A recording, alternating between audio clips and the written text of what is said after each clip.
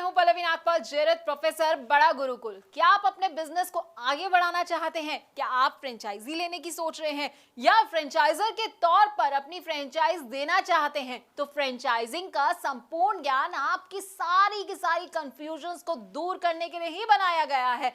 इस कोर्स में हम आपको बताएंगे कि फ्रेंचाइजिंग का मतलब क्या होता है। फ्रेंचाइजी, फ्रेंचाइजर, फ्रेंचाइज, ये सारे ना बड़े अलग अलग तरह के शब्द हैं, लेकिन सुनने में एक जैसे लगते हैं। तो इनमें अंतर क्या है, इनमें स्कोप क्या रहेगा आपके लिए और इनकी क्या क्या इंपॉर्टेंस है, ये हम आपको इस कोर्स में बड़े अच्छे से समझाने वाले हैं। इसके साथ ही हम आपको ये भी समझाएंगे कि बिजनेस और फ्रेंचाइजिंग में आखिरकार क्या अंतर होता है, फ्रेंचाइज और एजेंसी क्या होती है, एजेंट और फ्रेंचाइजी इसमें क्या डिफरेंस होता है, इसको भी कवर करेंगे।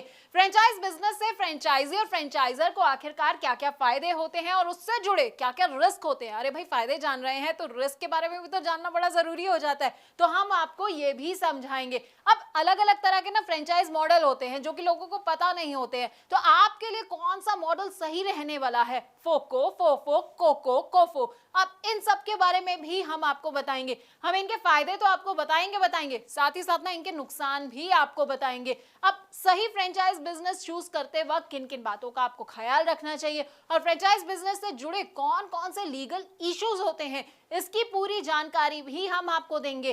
फ्रेंचाइज बिजनेस में सबसे इंपॉर्टेंट होता है फ्रेंचाइज डिस्क्लोजर डॉक्यूमेंट। अब इसके बारे में ना आपको विस्तार से अगर कहीं जानकारी मिलेगी तो वो आपको हमारे इस कोर्स के जरिए ही मिलेगी। इसमें क्या क्या आइटम्स होते हैं, कौन कौन से क्लॉजेस होते हैं, साथ ही आपको फ्रेंचाइजिंग अग्रीमेंट और उनके टाइप्स के बारे में भी हम पूरी की पूरी जानकारी देंगे। देखिए, फ्रेंचाइज बिजनेस को इवैल्यूएट करने का ना एक अलग क्राइटेरिया होता है, तो वो क्राइटेरिया क्या होता है ये हम आपको बताने वाले हैं।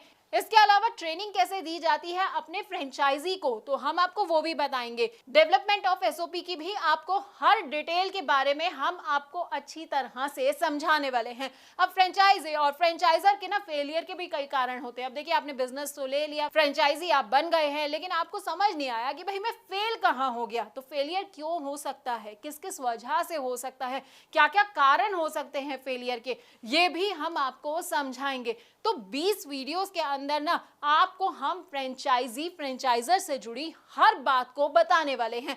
अब आप ये सोच रहे होंगे कि भाई इसको करने से मेरा क्या फायदा होगा, ये सब मेरे लिए जानना क्यों जरूरी है। तो देखिए, अगर आप चाहते हैं मुनाफा कमाना और अपने बिजनेस में सक्सेस हासिल करना, तो बस आपको क्या करना है, आपको इस कोर्स को बहुत ध्यान से देखना है। इससे आप फ्रेंचाइजिंग में फेलियर से खुद को बचा पाएंगे और बहुत आगे बढ़ पाएंगे।